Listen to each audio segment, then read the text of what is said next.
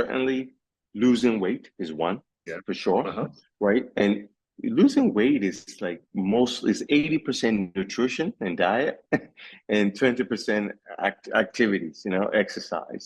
So if Yeah. you can watch the calories, know the type of calories you're intaking, and eat the right things, most people can lose weight just by just doing their normal activities, right? That's one. Even though it's a challenging thing to do, I'm not trying to, poo-poo the challenges associated with losing weight. Another thing is just to some people love to take things like glucosamine, chondroitin sulfates. Which the easy way to describe those are like they essentially act as joint vitamins, if you want to think Uh-huh. about it that way. There's Okay. the literature on them is relatively good, and usually they have minimal side effects, and I don't discourage my patients from taking those if they wanted to. Um, But and have you seen any improvement yourself? I know you have been a traditionally trained medical doctor. You mhm. typically do not recommend supplements, but have you seen any interesting stories in which your patient Oh may yeah, be definitely. I would say okay? 50% of my patients swear by them, and Uh-huh. the other 50% says it didn't do anything for them. So that's why usually I still encourage it Uh-huh. whenever patients want to try them. And like, go for it. If it works, But if you want to. objectively, have you seen any improvement from using the?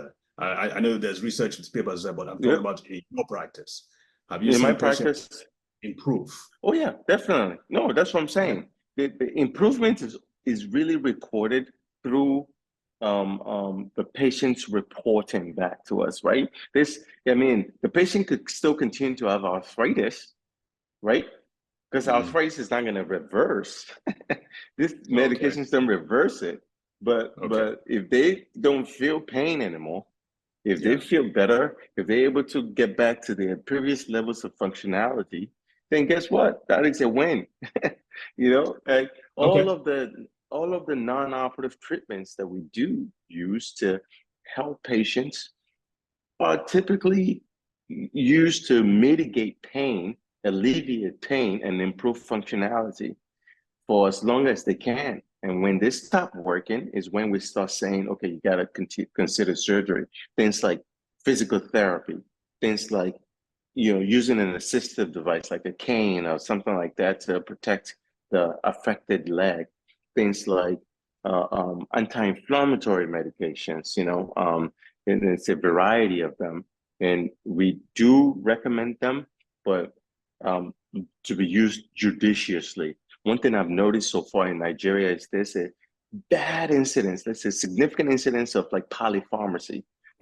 Almost every patient has got like a bag of medications, and very often you find multiple anti-inflammatory medications in that mix, and usually I try to educate them to make sure that they are not combining all these anti-inflammatory medications, because then they can really cause significant side effects. Yeah. But certainly anti-inflammatory medications is still one of the modalities that we use to control the pain that people develop, especially in the earlier phases of osteoarthritis.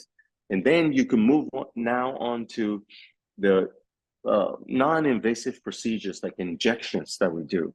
There's the viscous supplementation, which is essentially a synthetic version of hyaluronic acid. Hyaluronic acid is a building block of cartilage and joint fluid.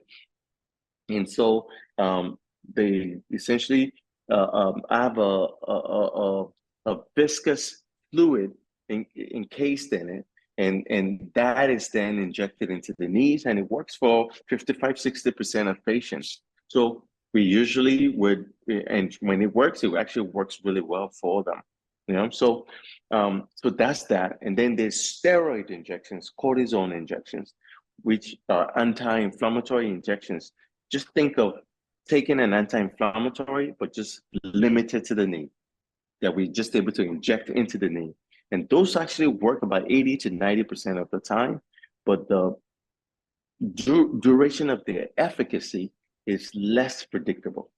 So, but and all of these things that I mentioned, weight loss, anti-inflammatory medications, visco supplementations, injections, using a cane, physical therapy, and all other modalities that exist to treat pain non-operatively, they are all temporary measures to keep the pain away, protect the joint for as long as possible.